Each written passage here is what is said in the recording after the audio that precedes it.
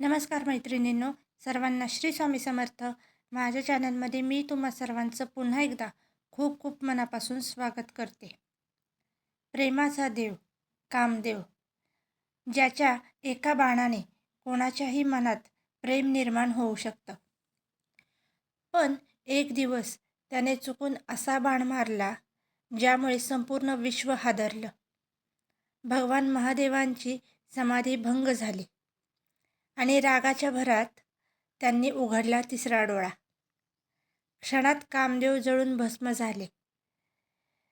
फाल्गुन पौर्णिमेला घडलेली ही घटना होळीशी कशी जोडलेली आहे हे आज आपण जाणून घेणार आहोत. आणि त्याचबरोबर कामदेव दहनाची संपूर्ण कथा देखील आपण जाणून घेणार आहोत. त्यामुळे व्हिडिओ शेवटपर्यंत नक्की पहा आणि आवडल्यास प्लीज लाईक करा. तर आजच्या व्हिडिओला सुरुवात करूया. एकेकाळी एक अत्यंत शक्तिशाली राक्षस होता. त्याचे नाव होते तारकासूर. त्याने कठोर तपस्या करून असे वरदान मिळवले होते की त्याचा वध फक्त भगवान शिवांच्या पुत्राच्या हातूनच होऊ शकतो. या वरदानामुळे तारकासूर अत्यंत शक्तिशाली झाला आणि त्याने देवतांवर अत्याचार सुरू केले. देवता त्रस्त झाल्या. तेव्हा सर्व देवांनी एकत्र येऊन इंद्र यांच्याकडे मदत मागितली. इंद्राला समजलं की तारकासुराचा वध करण्यासाठी भगवान शिव यांचा विवाह होणे अत्यंत आवश्यक आहे. पण त्यावेळी भगवान शिव गहन समाधीमध्ये होते. त्यांची समाधी भंग करणे कोणालाही शक्य नव्हते. मग इंद्राने एक योजना आखली. त्याने प्रेमाचा देव कामदेव याला बोलावले.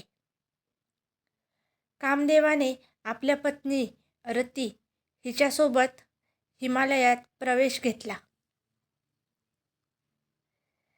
तेथे भगवान शिव ध्यानस्थ बसले होते. कामदेवाने आपल्या फुलांच्या बाणातून प्रेमाचा बाण सोडला. तो बाण थेट भगवान शिवांच्या हृदयाला लागला. क्षणात त्यांची समाधी भंग पावली. डोळे उघडताच भगवान शिवांना प्रचंड राग आला. त्यांना समजले की कोणीतरी त्यांच्या ध्यानात व्यत्यय आणला आहे. रागाच्या भरात त्यांनी आपला तिसरा डोळा उघडला. त्या तिसऱ्या डोळ्यातून निघालेल्या अग्नीच्या ज्वाळांनी क्षणात कामदेवाला वेढले आणि कामदेव जळून भस्म झाला.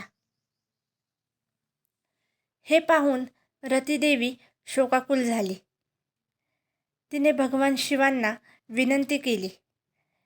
तेव्हा भगवान शिवांनी तिला वरदान दिले की कामदेव आता शरीररहित स्वरूपात या सृष्टीत सदैव राहतील. असे मानले जाते की ही घटना फाल्गुन पौर्णिमेला घडली आहे. म्हणूनच त्या दिवशी कामदेव दहन केले जाते. आता या कथेचा आध्यात्मिक अर्थ काय आहे नेमका? तर कामदेव दहन म्हणजे फक्त एका देवतेचे दहन नव्हे, तर आपल्या मनातील राग, लोभ, मोह आणि इच्छांचे दहन आहे. भगवान शिवांचा तिसरा डोळा म्हणजे ज्ञान आणि विवेक.